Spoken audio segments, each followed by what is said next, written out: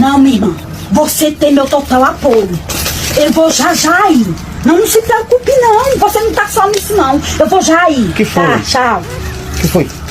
O safado do Alex. Tu acredita que minha irmã pegou na fatura do cartão dele um pagamento que ele fez no motel de 50 reais, Josué? Como é que ela sabe que é do motel?